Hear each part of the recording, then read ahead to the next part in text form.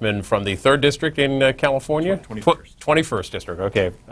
Devin Nunes, Republican in California. Thanks for being with us. Absolutely, good to be here. The debate today in the House, second time around, the financial markets bill coming up. This one, the version the Senate passed the other day, and you're opposing this bill. Why? Well, I think it's just insanity. I mean, quite frankly, I mean we've rushed to judgment here. The administration, Wall Street officials, all the leadership in this country has really failed the American people. We're putting together now almost $1 trillion bill. It's going to be almost $850 billion with really little debate, and it's essentially going to be a bailout package. And the American people know it, and the American people are asking their representatives to vote against it. Is there anything changed in this Senate version which particularly keeps you opposed to the bill? Well, yeah, because essentially all they did was add more Christmas decorations to the Christmas tree. And the problem is they need to replace the Christmas tree, because the Christmas tree is what transfers $700 billion essentially into one man's hand. It's the largest transfer of power from one branch of government to the executive branch of government. And quite frankly, I just can't understand why representatives in the Congress don't understand this. How about your colleagues? What's your sense of your Republican colleagues who opposed the bill last time around? What's your gut feeling on where they're going? Well, I think what they've done is they've loaded this bill up. They have all the tax extenders in there that a lot of Republicans like. They put the mental health bill in there. They added FDIC insurance, did some of the mark-to-market reforms. And then they're breaking arms. So I think they'll get the 12 votes today. It'll be very close, but I think when you say they're breaking arms, what does that mean? In well, when you get when you're taking calls from your state governor, the White House, the Vice President, the President, the Treasury Secretary, your leadership. You've gotten a call from the Governor Schwarzenegger? We got a letter yesterday. And the Vice President? Well, there's no reason to talk to me. I mean, they know that I'm not going to switch my vote, and so they're not counting me on the list of 12. Let's hear from our callers, too, on the bill. If you support the financial markets legislation coming up for debate today in the U.S. House, 202-737-0001. If you oppose the bill, 202-737-0002. A look here in the Washington Post of Spencer Backus and Barney Frank of the House Financial Services Committee. They testified yesterday before Rules. It's coming up today. They're not allowing any, according to the Rules Committee, no amendments will be allowed to it, so it's coming up for 90 minutes of debate. You talked about the things that have been added onto it. They write that several Republicans were contemplating withdrawing support. Spencer Backus, who was among the key negotiator on the bailout measure, now he's considering going the other way. Oh, really? Well, we'll see. I mean, I think they're going to end up with the votes today, unless the American people revolt and have to call their congressman. I mean, that's going to be the only way that this stops, is if the calls to the Capitol really increase, then maybe we'll get some of the members of Congress to either change their vote or stay a no. What I think is important for people to understand is we have a serious problem, and we all take it very seriously. But the key difference here is that what I and we had 12 other Republicans advocate this is we said, look, if the problem is the banks, because that's what we were told. We're told we have to vote for this because if not, there's going to be a run on the banks. And what we're saying is, then let's shore up the banks first. Let's do one thing right. Because if we are in a global depression, let me tell you something. $700 billion is not going to fix the problem. If there's $5 or $6 or $7 trillion in so-called toxic assets out there, how's $700 billion going to fix it? So what we're saying is, what some of the House Republicans are saying, and many Democrats, and many economists, and many market analysts are saying, shore the banks up first. And so why don't we do that, similar to what Warren Buffett did with GE yesterday, where you infuse capital, so the government could infuse capital into the banks, get paid interest on that capital. This would allow Bernanke to go in and decide which of the 100 supposed banks that are in trouble right now, and he could infuse capital into the banks that will make it. Of the 100, maybe not all of them will make it, but that's what the Bernanke's decision, that's what he has to do. We have to take politics out of this. What we're doing is, instead of doing what I'm advocating, we're giving $700 billion and basically throwing it up on the wall to say, go fix the problem by buying up these toxic assets, and that's crazy. So you don't disagree with the Treasury Secretary and others say something's got to be done because the credit markets are frozen, businesses can't take out loans. I don't disagree, and I don't think you'll find a member of Congress that disagrees. The difference here is that do we transfer $700 billion to the executive branch to throw up on the wall and decide what they want to do and buy up toxic assets and all the other things they're talking about doing? Yeah. I mean, it's really broad authority. Or do we do one thing right? If we're in a global depression, which is what people are saying, then we ought to shore up the banks first. I mean, we ought to have the strongest lending institutions in the world. And I don't know that we're going to do this with this legislation. Maybe hopefully Paulson will do that. I mean, if he does one thing, I hope he shores up the banks with the $700 billion. Congressman Devin Nunes of California with us for another 20 minutes or so, taking your calls on the financial markets legislation. Atlanta, Georgia supports the bill. Good morning. Yes, good morning. Good morning, go ahead. Yes, I'm in support of the bill for the simple reason, if we don't build more bombs with that money to set up for World War III, what else we going to do with it? You see what I'm saying? Well, I don't know that we're going to build any bombs with it, but I think what they're going to try to do is buy up the toxic assets. The Hill newspaper this morning, the headline is bailout heads for 218. That's the number they need to pass? Yeah, I think it's actually 217 because of the passing of Stephanie Tubbs Jones, and then I think there's a member that's sick or not here. And the vote last time around was? We were 12 votes short. 12 votes short. Basking Ridge, New Jersey opposes the bill. Hi there.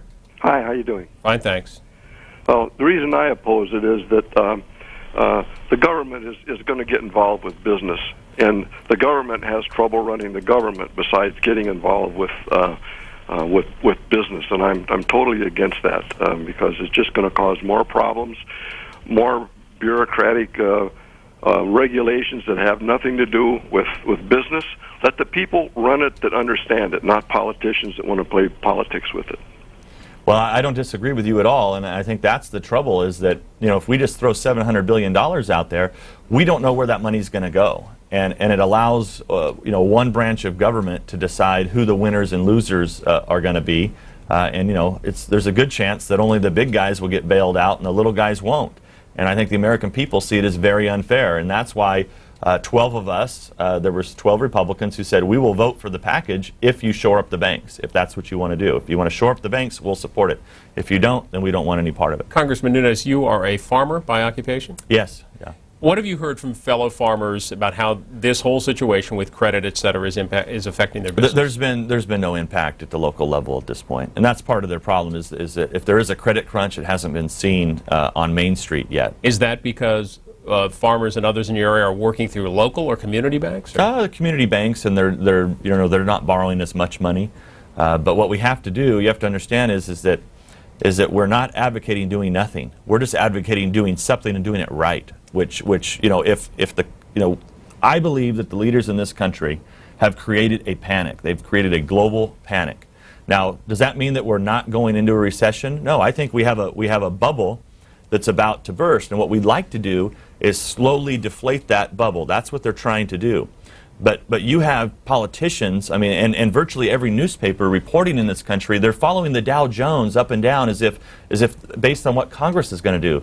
That's insanity. Was there any concern about Monday's vote happened at midday and the market dropped that day 777 points? Well, is there any concern about the market today with the voting? You probably had a lot of speculators who were speculating that this big bailout was going to drive the market up, and it had been predicted that bill was going to pass. And so what happened was that enough the American people stood up, called their congressman, and said, "Don't pass this bill. This is crazy." And if you follow that logic, if you want to take the logic from Monday that the Dow dropped, well, yesterday the Dow dropped, and it's been reported in the news largely that this bill is going to pass. So that means we probably shouldn't vote for the bill today if the Dow was dropped yesterday. I mean, making decisions like this and leaders saying that the Dow Jones is a reflection upon how we should vote on a bill in Congress that was supposed to infuse capital and liquidity in the marketplace. This is crazy. I mean, I'm a farmer, and I'm not that I'm not an economist, but I'm smart enough to figure out that that's just nuts, and American people don't buy it. How does the constituent response on this issue, email, phone call, compare with any other issue you've seen on the Hill? Since I've been here, I've never received so many calls. I mean, it's 99% opposed.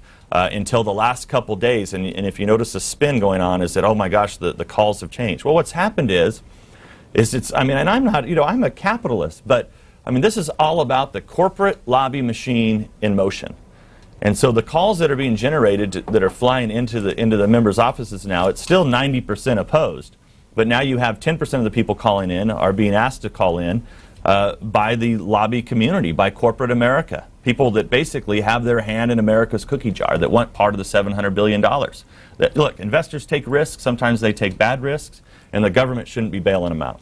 Congressman, the Wall Street Journal writing about your point, they have a story, bank lobbyists regain clout after vote in the House. New FDIC insurance limits and provisions for credit unions were two big victories for the industry in the Senate rescue bill, which is what the House will take up today. Let's go to Chico, California, who supports the bill. Good morning, Chico.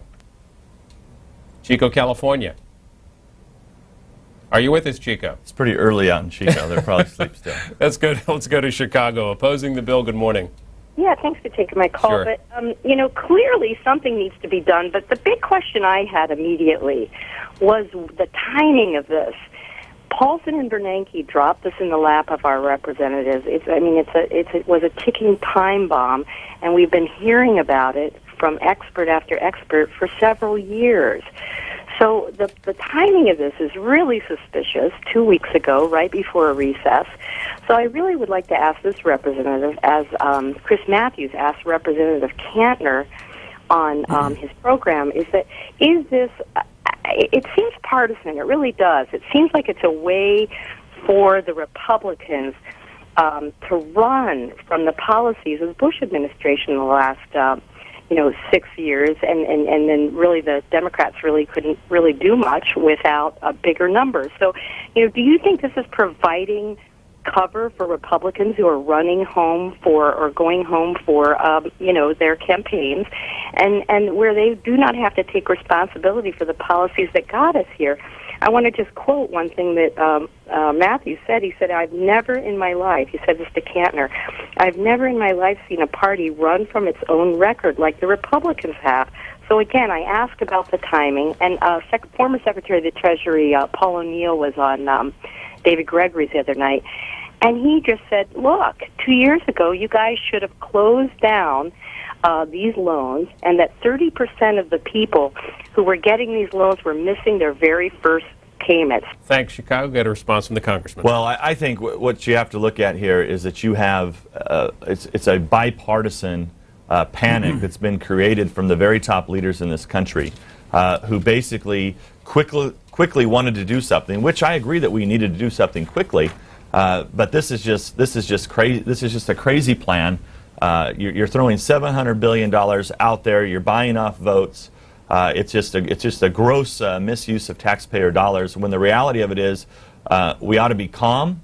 The leaders in this country ought to stay calm, stop the panic. If they're worried about a run on the banks, let's try to do one thing right. Like I said earlier, we need to try to shore the banks up, and infusing capital in the banks, taking out warrants as security for that capital would make some sense. However, these things aren't even on the table. Basically, what we're doing is we're putting a grab bag out there for corporate America, and there's going to be some winners, and I think the losers ultimately would be the American people. And this isn't going to stop a global depression if we're really in a global depression. Let's hear from a supporter of the bill.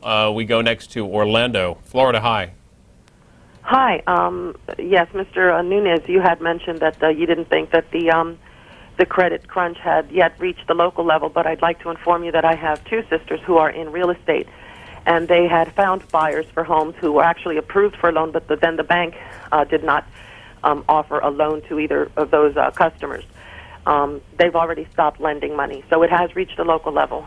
And well, in my area, it hasn't reached the local level. So it's very possible in different parts of the country there is a possibility that it has reached your part of the world. But just understand, most representatives, I would say almost, all 435 of us, are saying that we have to do something. The key is what should we do? And putting together a hastily put package together with $700 billion and then tacking on another $150 billion to buy votes is not the way to do it. It's not prudent, and it's not what this leadership in this country should be doing. We should be doing one thing right, and if we just short up the banks, your sisters would get their loan. Las Vegas Next supports the bill. Good morning. Yes, good morning. I guess I support the bill in some form or another, but many, many years ago I worked on Wall Street. When banks were separate from brokerage firms and they were separate from insurance companies, if one had a problem, you could address it. We had highs and lows in the real estate market and insurance for various reasons. And that worked for 50 years after 1929. It was in the 80s that they all joined together. Now you can't separate them. It's all four legs of the table. Everybody's in it. You can't just pay the banks. It's brokerage and insurance together. Everybody's together. And I seriously don't think these banks would have written these loans had they been solely responsible for just banking. They would have cut their own throats. Yeah, I mean, I think that, the caller obviously supports a bill. I mean, I support a bill too. I just don't support this bill. I just think it's been put together too quickly. We're asking, to really transfer over the largest transfer of power and money into one individual's hands to play, essentially, I've said it's to play hedge fund God. And the government shouldn't be in the business of running the largest hedge fund in the world. Our government should be making sure that we have very strong financial institutions. The American people understand that. They want to make sure that when they go to their local bank, their money is there, their money is safe, and they want to know that. And that's what I and many of my colleagues across all the spectrums, from the left to the right, including many economists and market analysts, support shoring up banks. We don't support putting together a big cookie jar for Wall Street to get their hands in. We have another opponent of the bill on the line, Warren, Pennsylvania. Hi there. Good morning. How are you today? Well, fine, thank you. There's a lot of misinformation out there, so please correct me if I'm wrong. But it's my understanding that the Senate bill that's being proposed is about 4 times larger than the House bill that already was rejected, and that there was $120 billion of added pork to this bill. Now, if you're trying to slim down a bill and take away a lot of the problems with it, I find it baffling that they would add all of this to it. Also, my other concern is what if you did pass the perfect bill and the president chose to unconstitutionally legislate it from the executive branch by adding a signing statement to it? How would Congress react to that? Thank you. Well, to answer your question, the size of the bill is roughly $850 billion. What they did is they added many tax cuts and many other pork-filled provisions that essentially to buy off the Senate and then hoping to buy off the House of Representatives in order to get 12 more votes. And that's where we sit today. So they're trying to twist arms today to get those 12 more votes. So look, it's I think they're going to get the votes today, quite frankly. So we probably we'll just have to see how good or how prudent is Secretary Paulson with this money. It's a very dangerous step in our nation's history. This is a very, very important vote today. And it's one that I'm really sad to see our leadership forcing us to take. And a look here, the Democrats' chief vote counter, Jim Clyburn of South Carolina, the majority whip. This is the front page of Roll Call this morning. Fort Worth, Texas opposes the bill. Good morning, Texas. Hi. Hi. I very much oppose it and have since this came up.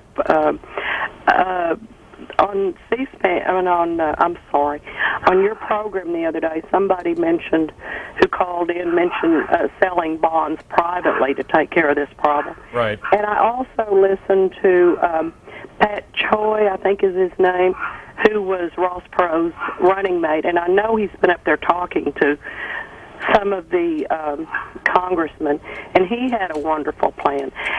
My father was a farmer, and, I never have understood why a farmer or a working person goes Republican. I don't even understand why you are. This is not the first time the Republicans have done this to us. It just happens over and over again, and It just doesn't make sense. We'll get a response. Texas. Well, I want to make sure that the caller knows that look, this is a bipartisan bailout package. You know, the Democrats run the House of Representatives and they run the Senate. This is essentially Secretary Paulson's bill. He dropped on the laps of our leadership, both Republican and Democrat, and our leadership took the bait. And they want to push this bill. And you know, I agree with the caller that we shouldn't be doing this. And I mean, really, this is not a bill that has any Republican principles in it, conservative principles. And really, you have the left and the right both disagreeing with this, and all the way in the center across the spectrum. But you know, really, the left is concerned this is going to give way too much power to one man. And then on the right, you have those of us that are capitalists who are saying, wait a second here, this is not the way to make the free market work. You know, we've got to make sure that whatever we do as a government, that we try to do it right. And I think this is a very, very dangerous expense of the taxpayers' dime. Let's get one more call here. Carthage, Missouri, supporting the bill. Hi. Hi. Please bring to the debate table the paparazzi distance. The paparazzi distance. Wouldn't you receive a right to have a nice walk on the street and maybe take away their public right to the camera? Well, that's something maybe we should work on. Maybe someone will bring that up today on the House floor. House is coming in about 15 minutes or so. They're still not sure that there's actually going to be a vote on the bill today. I guess they're going to wait and see. I think there'll be a vote. We'll see. I think it depends on the American people. If the American people light up the phone lines and demand that the Congress stay in session and do the right thing instead of passing this bill, maybe we can get something done. But we'll see. We'll probably be voting on final passage at some point this afternoon. Devin Nunes, representing the San Joaquin Valley in California. Thanks for being our guest this morning. My pleasure.